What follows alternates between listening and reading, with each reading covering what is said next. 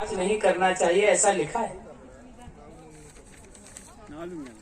आपको खाना खाते समय उंगली चाट चाट के नहीं खाना चाहिए, ऐसा विनय में लिखा है। आपको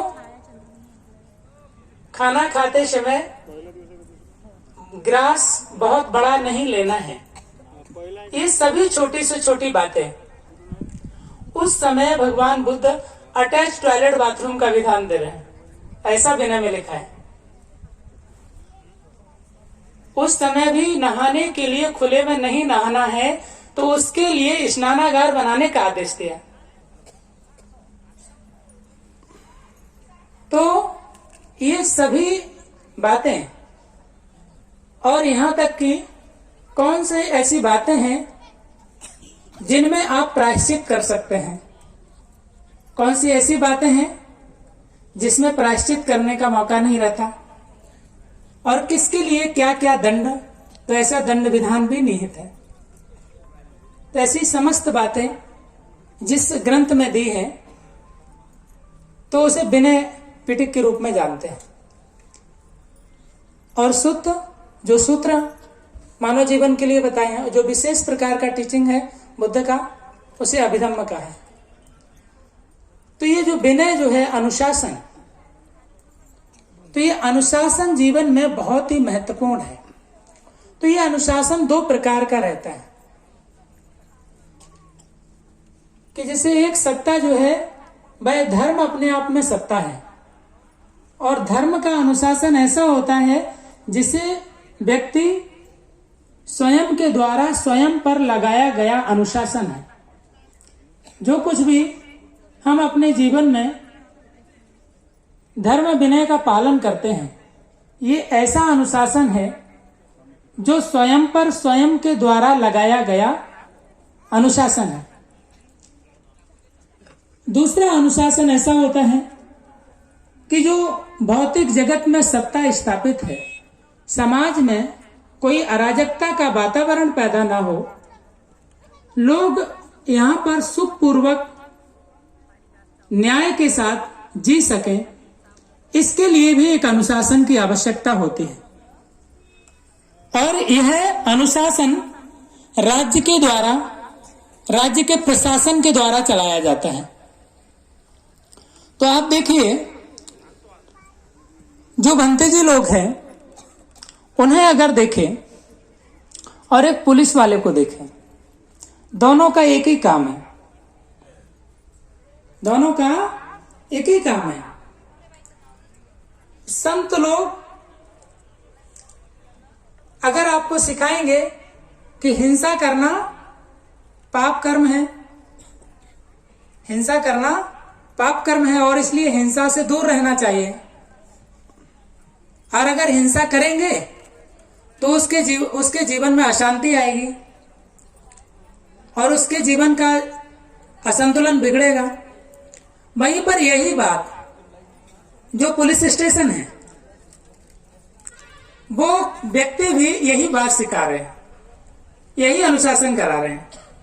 अगर कोई व्यक्ति इस धर्मपीठ से इस अनुशासन को अपने जीवन का हिस्सा बना ले, तो इसके लिए इस पुलिस स्टेशन का बहुत कोई महत्व नहीं है। लेकिन यही देखिए कि इस योजना बना रहे हैं तो उसके लिए एक अलग धारा है, किसी को धारदार हथियार से मारा तो उसके लिए एक अलग धारा है, किसी की हड्डी तोड़ दी तो उसके लिए एक अलग धारा है। ऐसे पहले सील का भंग करने पर जो नियम है, जो संविधान है, जो अनुशासन है, वो क्या है, ऐसे 33 प्रकार की उस पर धाराएं लगती हैं।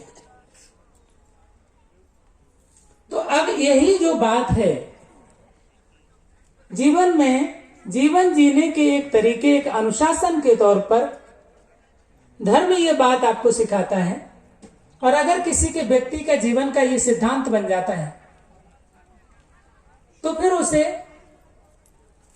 उसके ऊपर शक्ति और इन सब चीजों की कोई आवश्यकता नहीं रहती।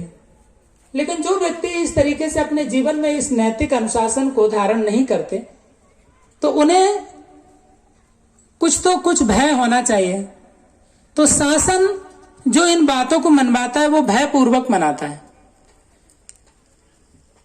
तो जो संविधान है वह संविधान किसी के साथ कोई अन्याय ना हो, एक न्यायप्रिय साम्राज्य की स्थापना बनी रहे, समाज में कोई अराजकता ना फैले, हिंसा अनैतिक अत्याचार ना हो, इस पर नियंत्रण करने का एक दस्तावेज है। और भारतीय परंपरा में जब से जो ये भारतीय संविधान सन 1950 से लागू हुआ, इससे पूर्व की अगर स्थिति देखें और इससे पूर्व के यदि संविधान को देखें तो एक ऐसे संविधान के साथ हमने जीवन जिया है जहां पर समता, स्वतंत्रता, बंधुत्व और न्याय जैसे नैतिक मूल्यों का सदैव अभाव रहा है, जिसका मूल आधार ही रहा है विषमता, गुलामी, उत्पीड़न और अन्याय। और इससे पूर्व जो संविधान रहा है, उस संविधान का जो दुष्परिणाम है उसे आज भी हम उसका नुकसान उठा रहे हैं। और उस संविधान का एक आदेश है कि अगर कोई बालक ब्राह्मण के यहां पैदा हुआ तो उसका नाम जन्म लेते ही, जिसको कुछ भी मालूम नहीं रहता, तो उसका आदेश ही है कि उस बच्चे का जो नाम है, धर्म आदेश है कि उस बच्चे का नाम ज्ञानवर्धक और मंगल सूचक होना चाहिए। और क्षत्रिय के घर में पैदा हुआ तो उसका नाम बलवर्धक होना चाहिए। वैश्य के घर में पैदा हुआ तो उसका नाम धनवर्धक होना चाहिए। तो धनवर्धक नाम कैसा होता है?